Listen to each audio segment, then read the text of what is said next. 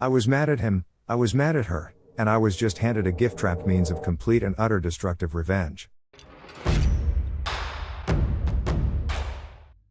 If you like true revenge stories, you found the best place for your vengeful needs, where they are created with fleeky visuals and artificial love. For this episode, hold on to your butt cheeks and grab some refreshments, cause it's a wild one.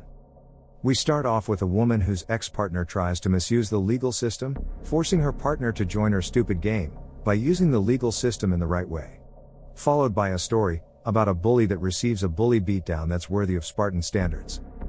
Next story is about a bullied child, who had enough and took matters into her own hand, leaving the bully with a form of crippling depression. If you're one of the extra spicy viewers, you want to stick for the last one, because the principle of proportionality is rejected and thrown out of the window.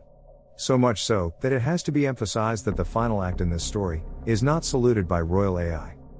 Before we start, do the following to the like button. When it's storming outside, act chivalrous, by leaving with the promise that you'll enter the car first, so you can unlock the car for the like button from within the car.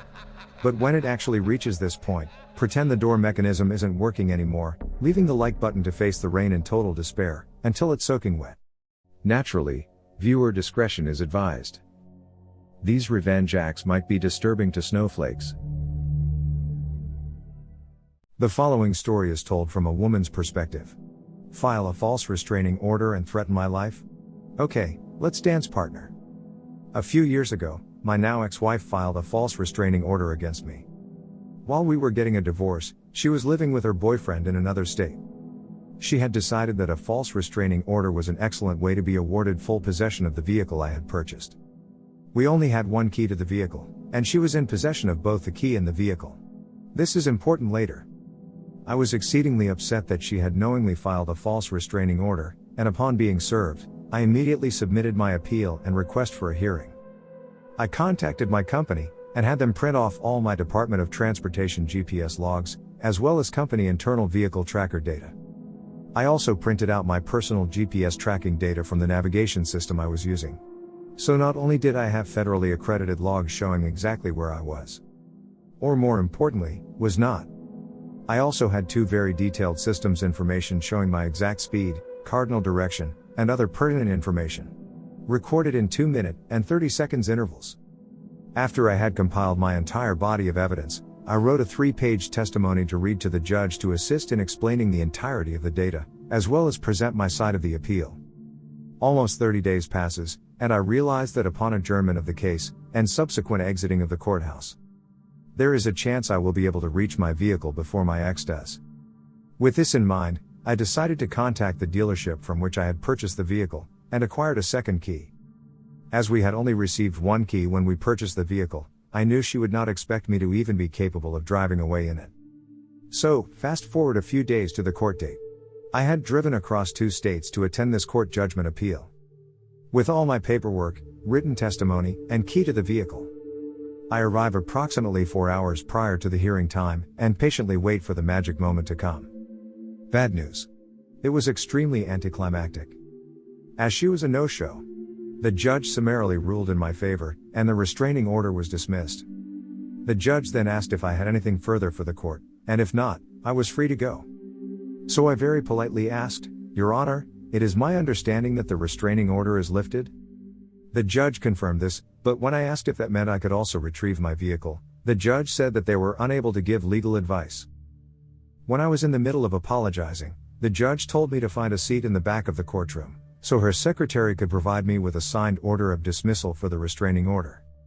In the case I were to be questioned by law enforcement for any reason regarding property or contact, it was best to have this documentation on me, as the cancellation of the order may not reach the police system until close of business that same day. The way in which the judge had worded her response was very clear in intent. She could not specifically tell me I was good to retrieve my vehicle, but she was taking the extra time to provide me with the paperwork that gave me a legal opportunity to retrieve my vehicle. So I sat down, and after nearly 10 minutes, the court official that was designated with the task of typing and printing the paperwork, got the judge's signature on it, and brought it to me. As I put it in my binder of other paperwork, and turned to leave the courtroom, the judge called out to me. Turning in mild surprise, I looked at her, seeing her devious smile while saying, "Good luck." Now I had to formulate a plan. See, as the ex-wife had not been present for the court proceedings, neither was my vehicle. I had the address for her boyfriend's parents' house, as it was all over the initial restraining orders list of protected properties. I decided to utilize Uber to go to the address and check if the vehicle was present at the address. Upon starting the Uber trip, I requested the Uber driver to wait for me at the address after dropping me off, giving her a quick summary of my circumstances and plan, to ensure that I had a witness present for the intended retrieval of my vehicle. Quite simply, to ensure that no false allegations of fictitious activities during the recovery of said vehicle would have a metaphorical leg to stand upon in court.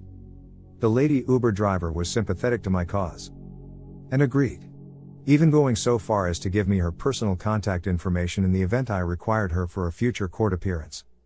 Upon arrival at the address I had available, the vehicle was, indeed, present. The Uber lady waited until I had acquired the vehicle, left the premises, and she followed me about 2 miles to witness I had left the property completely, and then she went on her way. Bless that lady, she was a saint. So, I make it about a half hour away, and my phone rings.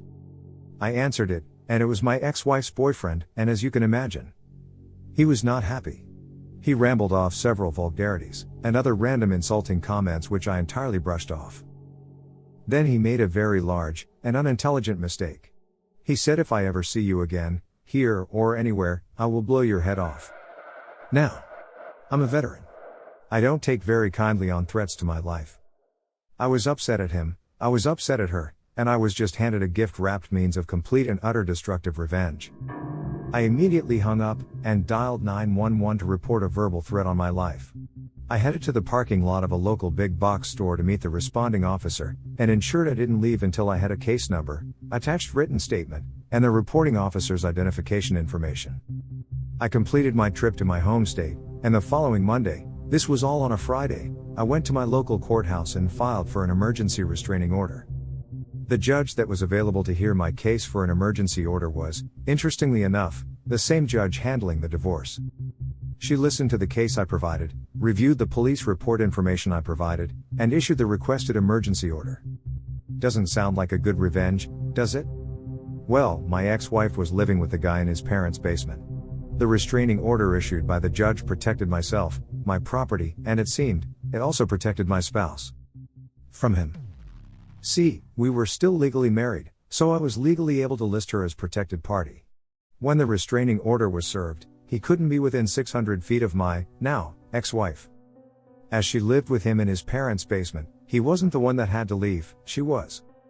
But, she no longer had my vehicle. She lost her brand new job.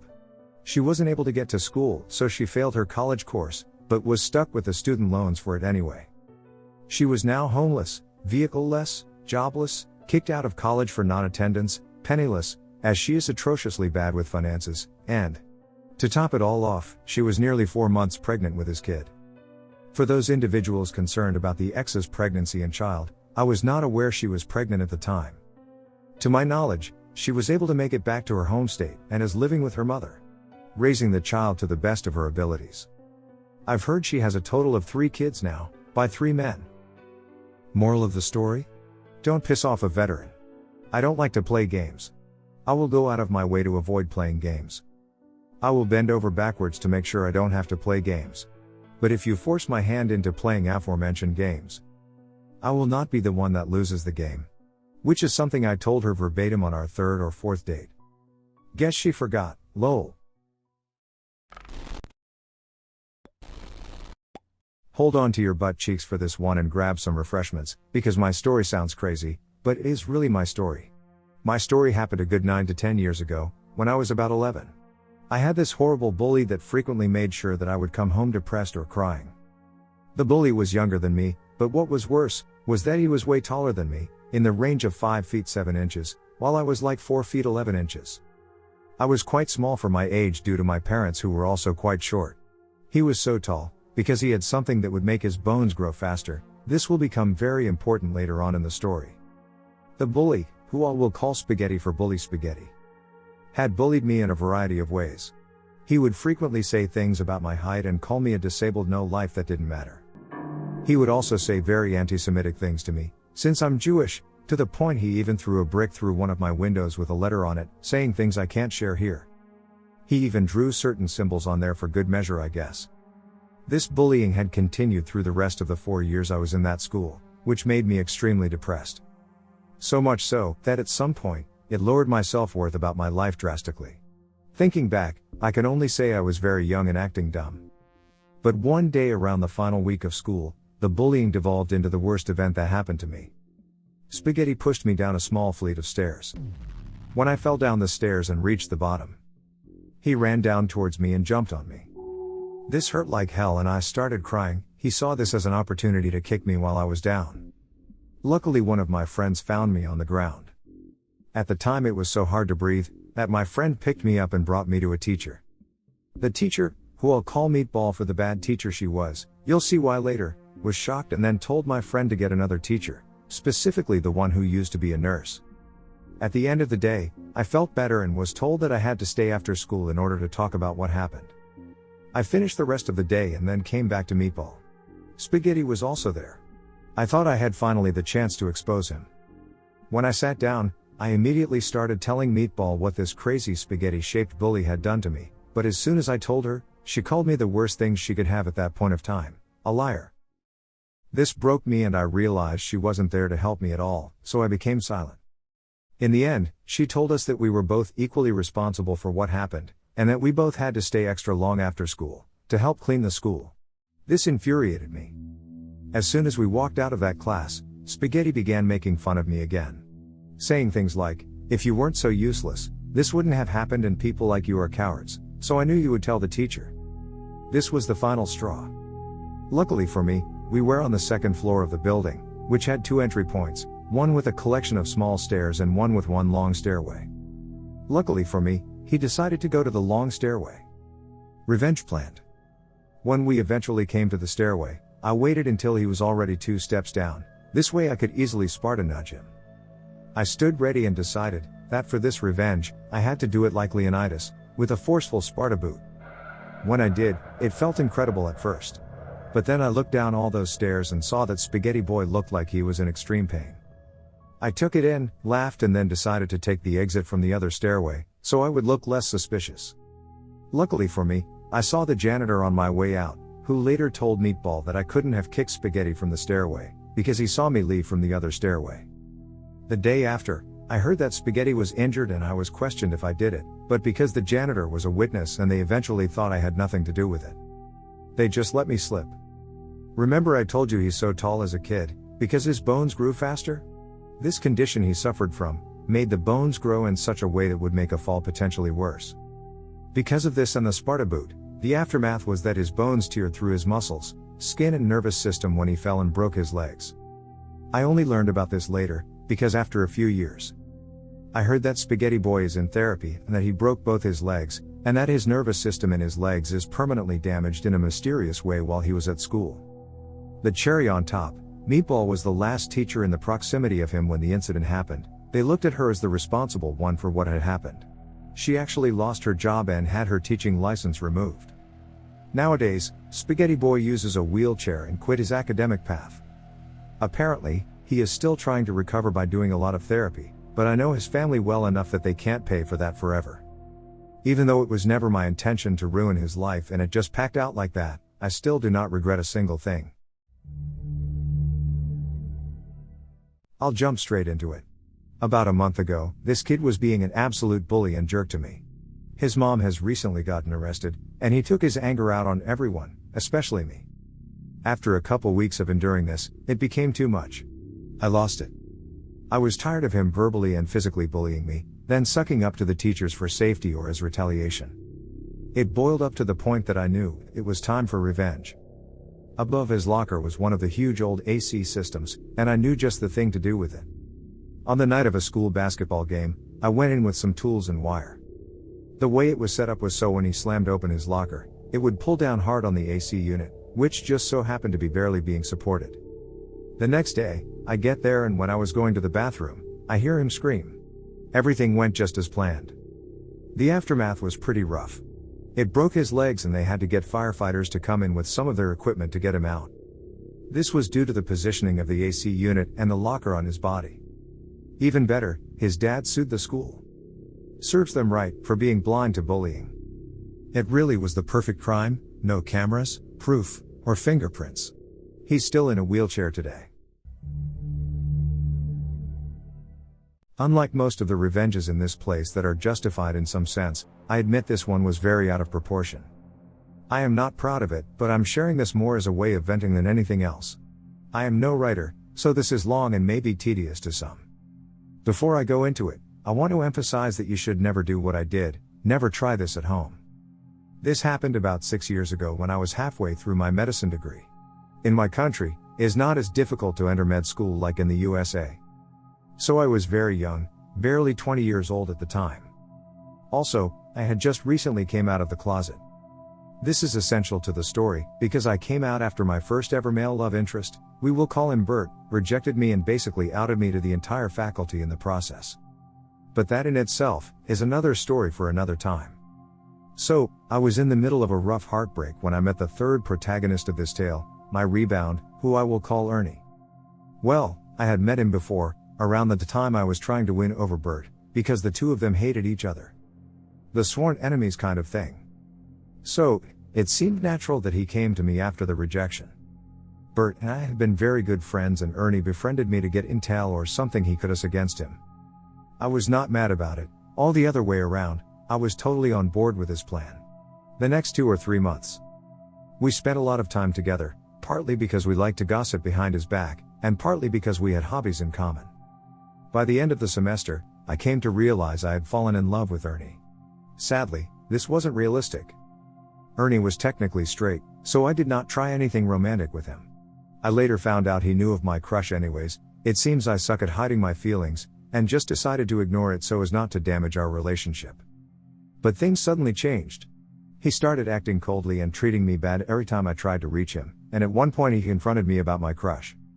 Not only did he reject me, but started calling me a clingy such and such among other insults. Needless to say, our friendship was completely destroyed. Much later I found out that during this time, Ernie had been experimenting with another hetero-curious dude. When this guy decided he preferred his girlfriend over Ernie, he basically turned his anger against me. I admit, I can be quite irritating sometimes, so it seems this was what made me the perfect bullseye for his hate. So here I am, second heartbreak in less than 6 months, that is my luck. But still not mad enough to do something about it. Until I felt the backstabbing. I do not know how, when or why, but some weeks after our fallout, Ernie and Bert had become best friends forever, those you dream having when you are a kid.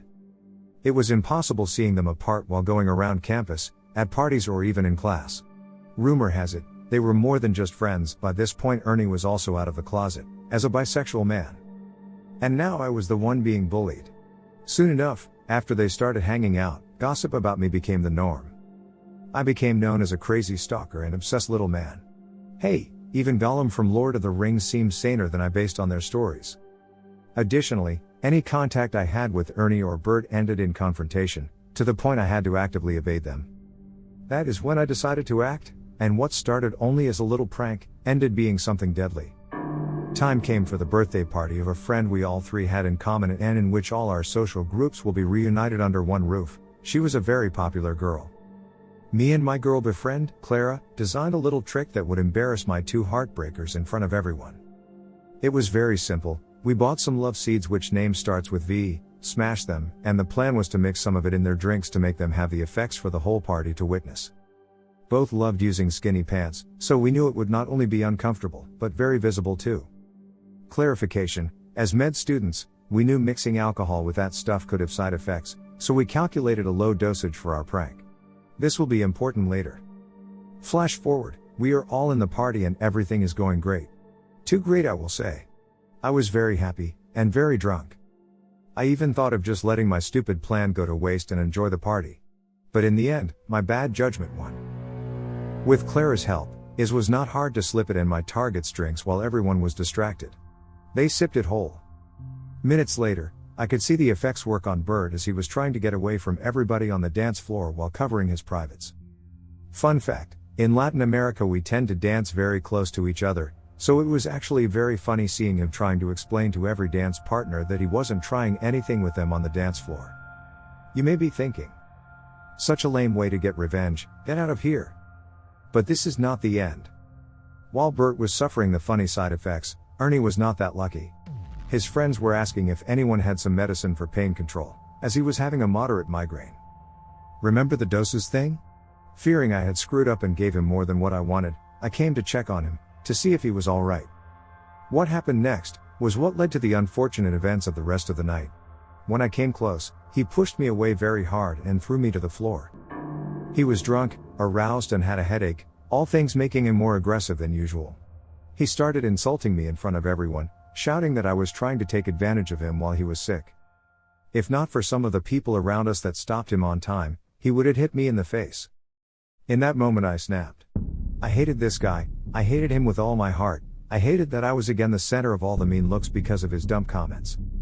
I hated him so much, I decided something evil. Remember, dear reader, I was drunk. Under normal circumstances I would have not been able to pull this through. But the alcohol had weakened my moral compass and the anger had ended the job. I stood up, did not say a thing against him, and went looking for the first aid kit. I had been to my friend's house before, so I knew where it was, unlike Ernie's group. I took a pill and handed it to the first one of them I found, telling her it was medicine for the headache. She bought it and I just waited. In fact, what I had given the girl was a tablet of nitroglycerin I took from the kit. Which wouldn't help Ernie. In my country both look very similar, so it's hard to tell them apart.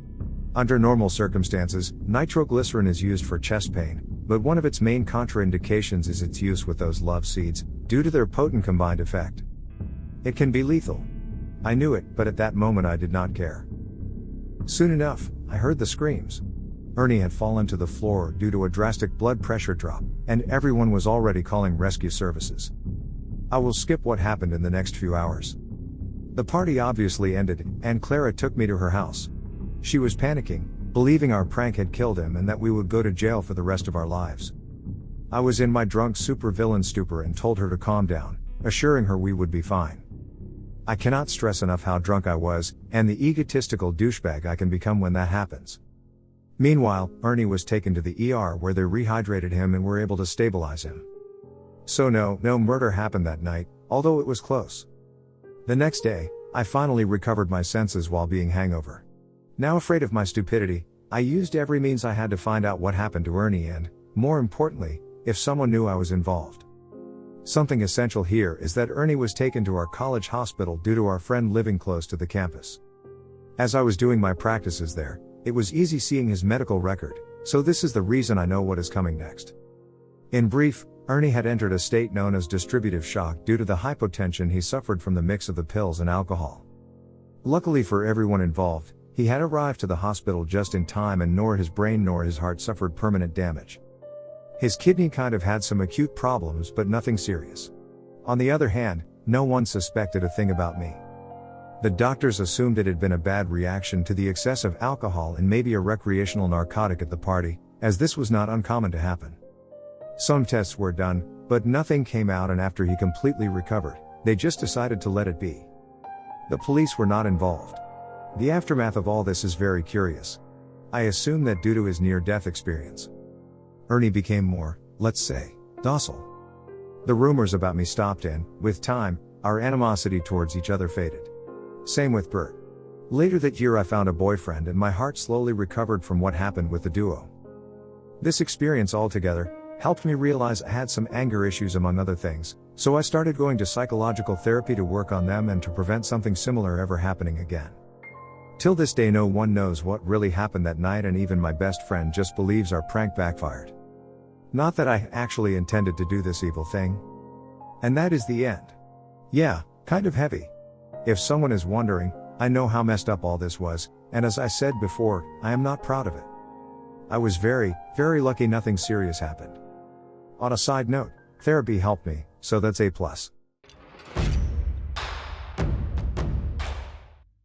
Thank you for enjoying this episode, which was made with artificial love.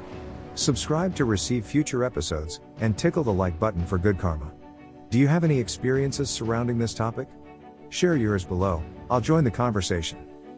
And I'll be seeing you in the next one.